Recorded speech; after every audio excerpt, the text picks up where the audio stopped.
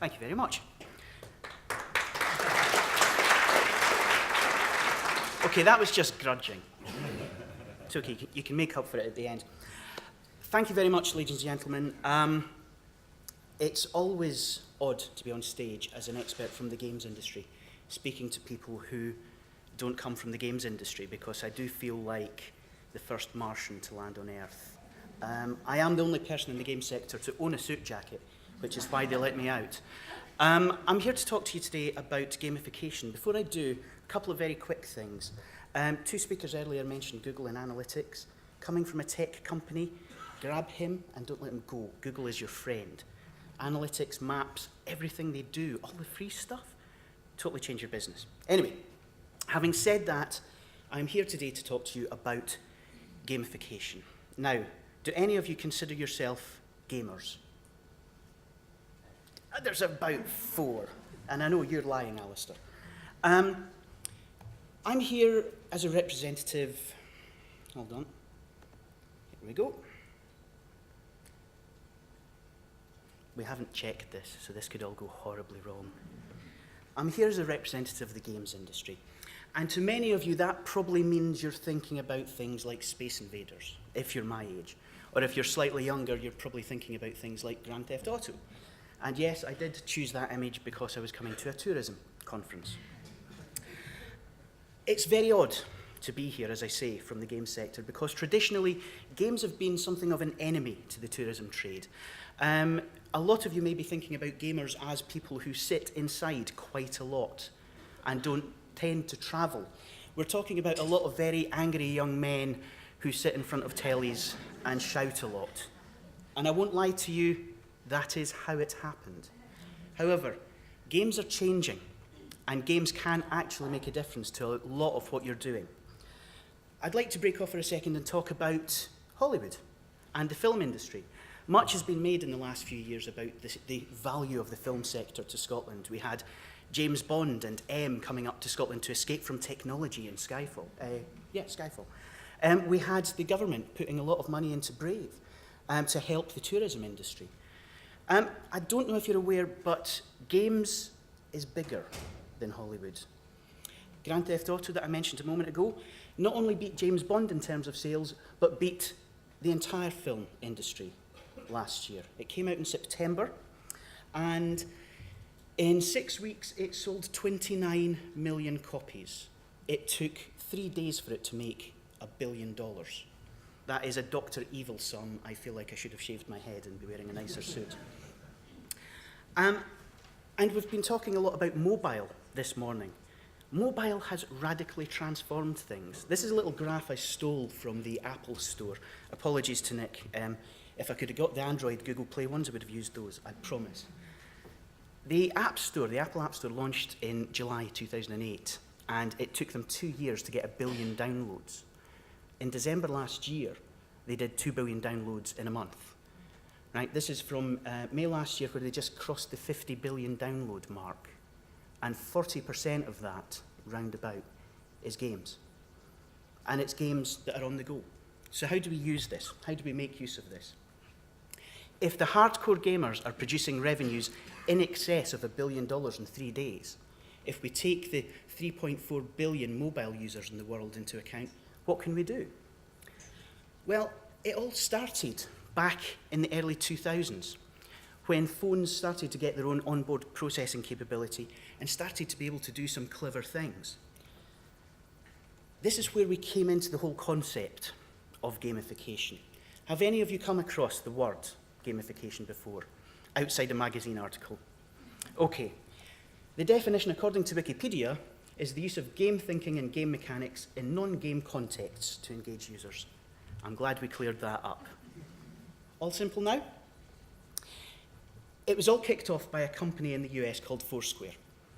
Foursquare was a mobile app that let you check in. It let you check into places and tell your friends where you went. And if you checked into a place enough, you became the mayor. And a lot of businesses picked up on it. A lot of businesses picked up on it. In the US, if you became the mayor of your local Starbucks, you could get a free coffee. Yay. And this really started the whole trend. And it became quite a big thing. So it wasn't just checking into a place, it was doing specific actions. So you could, this is from South by Southwest, the big tech and film conference out in Austin in Texas. So you could get a golden ticket if you won one of the competitions. You could get to the director's cut if you went to any of the exclusive screenings. And of course, you, in the middle with the sad face, the South by Southwest hangover, if you actually didn't check in until after the second conference of the day. So all it was doing was taking your actual real-life travel, your real-life activities, and giving you little badges, which was nice and worked for a while, but it was essentially the same as a little Stampy loyalty card that you get from Cafe Nero or any of the cafes around the city. It was going, well done you came back, have a free coffee eventually. That's all right. Let's not lie, that was okay. But it's not really exploiting things to the full. And gamification then got seized by those awful people in marketing who basically buggered it for all of us. Everything could be gamified. This is one of my favorite cartoons. It's like, we don't have to spend money on marketing. We can gamify it, and people will do it because we give them rewards. That turned out to be a lie. Don't trust the marketers. I can say that. I've worked in marketing for the last 20 years. This is the reason they don't. I'm not out there working at the moment. I'm coming to talk to you lovely people. It's all thanks to mobile. And as you've heard this morning, mobile is an increasingly large part of everyday life. There are many people out there who still have the old flippy phones, who are damn proud that they still own a Nokia, and that won't buy an iPhone or an Android, even if you had held a gun to their heads or kidnapped one of their grandchildren. That's okay. You understand those people. Those people book things through the back pages of the Daily Mail, the Sunday Mail. They might go onto Google now and again and actually have a look for your hotel or your business. But more and more people out there are using their mobiles actively, proactively, every day for an increasing number of things. Because one very simple thing, they're location aware. Your phone knows where you are. This is how Foursquare worked. This is how Google Now, which is kind of awesome in a really creepy, sort of Big Brother sort of way, but I still love it. It knows where you are. It can pin you down in the city. If any of you have ever been lost and have access to Google Maps or less so Apple Maps, you'll know that it is massively, massively useful. I always used to have an A to Z in the car. I always used to know that I made sure I knew where I was going for meetings. Now I take off and just think, well, I'll probably be able to pull over and figure it out and pull a postcode off an email, again on my phone. It does mean that I'm late now and again, but that's because I'm disorganized, not because there's anything wrong with the technology. But how can we use this? How can we use this ability in a new way? The problem is that for many people, they look at this and they think function. They don't think fun. And in the game sector, we tend to think about the fun a little more. It goes back to geocaching. Before we had phones, we had GPS devices. They were a few £100, and it told you exactly where you were on the planet according to coordinates, or to you and me, a random set of numbers that meant nothing. But people went out and actually built games with this. So geocaching is where you go out into a random point in the countryside and you bury something.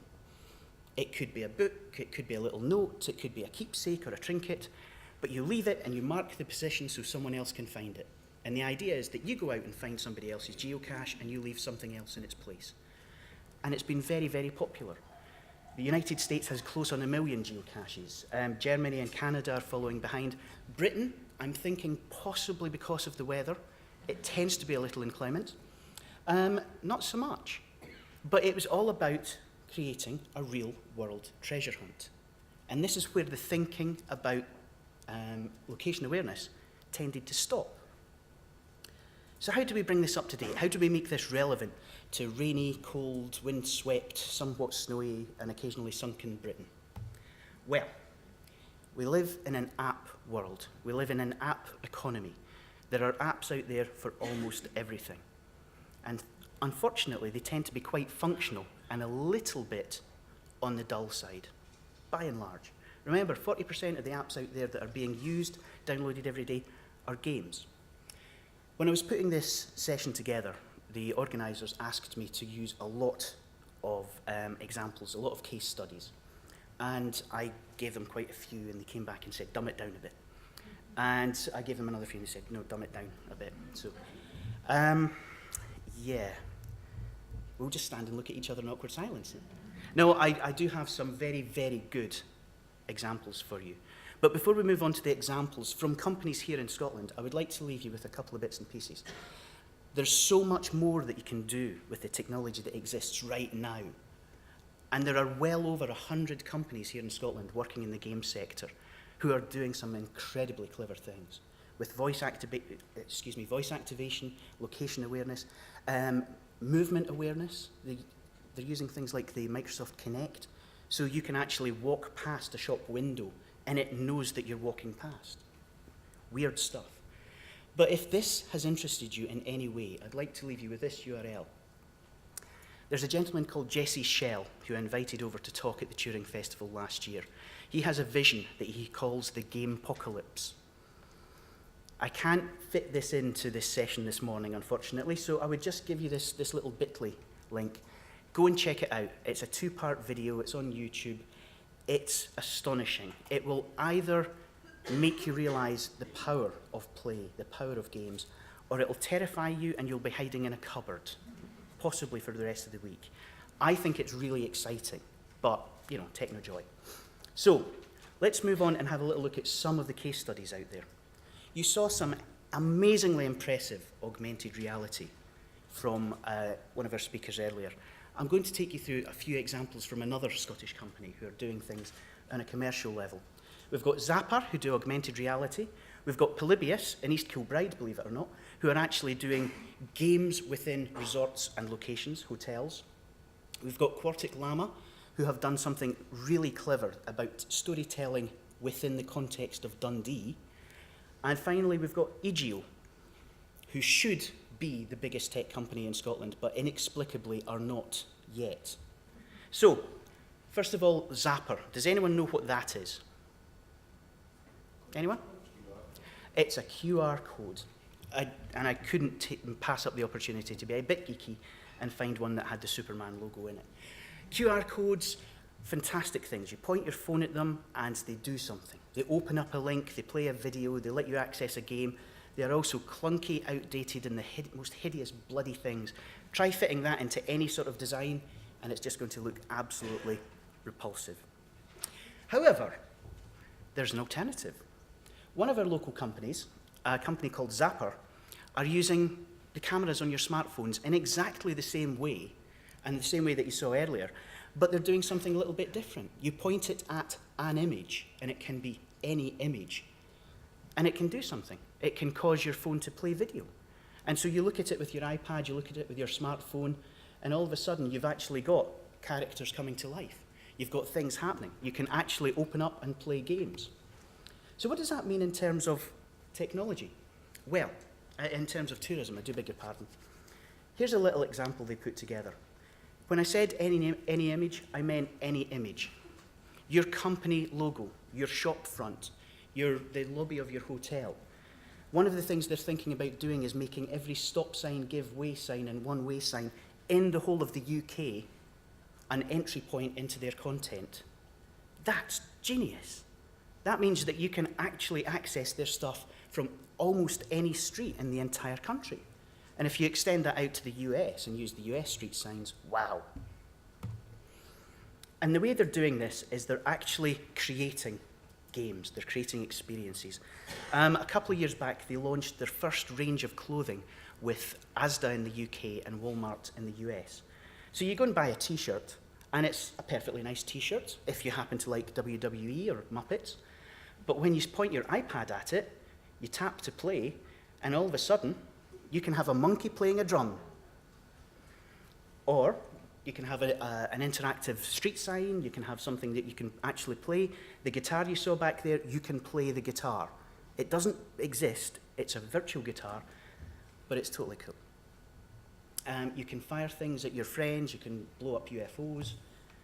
You can use this in a lot of different ways. It's not confined to geographical locations.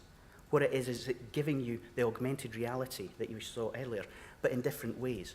This is my final example from Zapper, but it's my favourite. The Zap hat. Put on a hat, become a werewolf.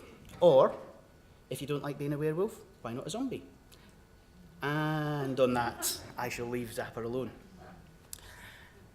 Polybius, that I mentioned earlier on, from East Kilbride, are doing something kind of similar, but completely different. It's been set up, it's been founded by a guy who's an ex-policeman, ex-military man. And he thought that when you go to some of these big resorts, some of these big hotels, it's fine for the adults. There are bars. I'm really easy to please on holidays. But what about the kids? The kids can get bored. And so he's created an augmented reality game that doesn't actually need your iPhones or iPads. He's got a game called Spy Quest that has gone out into a huge number of hotels and resorts and chains worldwide. And what it is it's a simple game that the hotel can implement that allows kids to race around safely, health and safety all the way, but actually have an adventure and an experience within the safe confines of the hotel, where they're solving crimes, they're solving puzzles, while the parents are off, again in my case, at the bar. And this has been picked up by resorts like Centre Parks. It's already going into a certain large entertainment company in America that I'm not allowed to name. And even the Burj Al Arab have got Spy Quest happening within the confines of the hotel. Again, it's really simple. It doesn't require changing infrastructure. It doesn't require training staff. It doesn't actually require anything outside a quick visit so they can go and put all of these very clever things in place. It's not real. It's all augmented reality. So you get little messages, you get text messages, you find posters around the hotel that tell you where the diamond is. It tells you where the cat burglar is likely to go. It links through to their own website. The mobile version is coming. It's really nice. It's really simple, and it's being done by one man in East Kilbride. It is genuinely going to change the way that kids think about holidays in the future. I've seen him do this at various schools across Scotland, and the response from kids from ages 12 up to 18 is absolutely phenomenal. And it's not complicated. It's just thinking about things in a more playful way. On the other hand, is a project that came from a company in Dundee, Quartic Llama, that I mentioned before.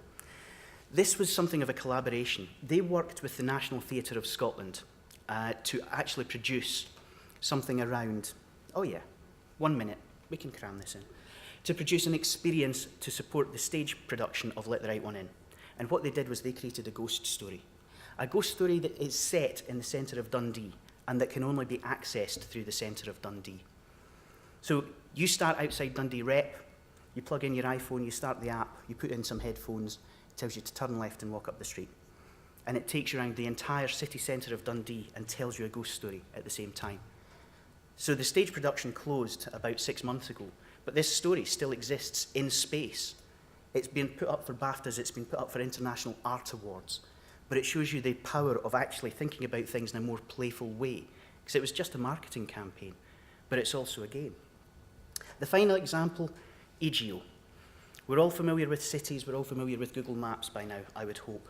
This is something new, this is something different, this is really pushing the power of interactivity to the utmost. EGO are based up in Dundee. They're a company that was spun out of the remains of Real-Time Worlds, who were a very, very large games company. And what they've done is they've taken mapping to the next level and made it interactive. So Google Maps is essentially a static image, albeit a very scalable and rotatable one. This is not. This is the game. This is the game technology. So they've already got London and San Francisco because, frankly, they're looking for funding. But as you travel around, it renders, it creates the world around you in real time. So as the time of day changes, the shadows change, the traffic changes. When you go into the city, you go into the app, you can overlay any data, any information that you want. You can use this to play games. You can use this to walk into shops. You can use this to find locations like the Olympic Park. It really takes the whole concept of interactivity to an entirely new level. This is something that has yet to really make its mark. But in terms of the future technology coming from Scotland, That's the one I want you to watch. It is incredible. And mobiles are only getting easier to access. Even the die-hard holdouts are starting to pick them up. My dad just bought 2 iPhone 3s for him and my mum off eBay. He doesn't want any apps, but he does want to learn how to use them. I was like, why didn't you keep your... Oh, it doesn't matter. I'm too old for this. And as we've heard, the technology's shrinking. We've got Google Gear, we've got the Pebble watch, of which I'm a proud owner, which actually connects into your mobile phone and delivers, pushes information to you. And then Google Glass is coming through in the next few months, and there's something else in the game sector we haven't told anyone else about called Oculus Rift, which could change things again. It's a very brave new world. Please don't be scared of technology. There are a lot of people out there who can help, and who can help make things better. Why do you want to do this? To make happy customers. If customers are having fun, and yes, that is the first image on Google Images for fun. I'm not sure that's fun for me, but not judging. If you can take things beyond functionality and make them fun, you can engage with your customer. If your customer is engaged, they will come back because they've had a better experience with you. It's not about shooting people in explosions or blowing up Martians. Gaming can actually help you engage with your customer in the long term. And that will, in the end, mean, hopefully, more of that. There are well over 100 companies in Scotland. We've been making games for a long, long time. Believe it or not, we are a pioneer in the global games market, and we're here to help. I shall leave you with one last message. Grand Theft Auto, that I told you about at the start, made here in Edinburgh, from day one. It's the single largest games franchise in the world, and it comes from Scotland. Come and talk to me. I can help make things better. Thank you very much.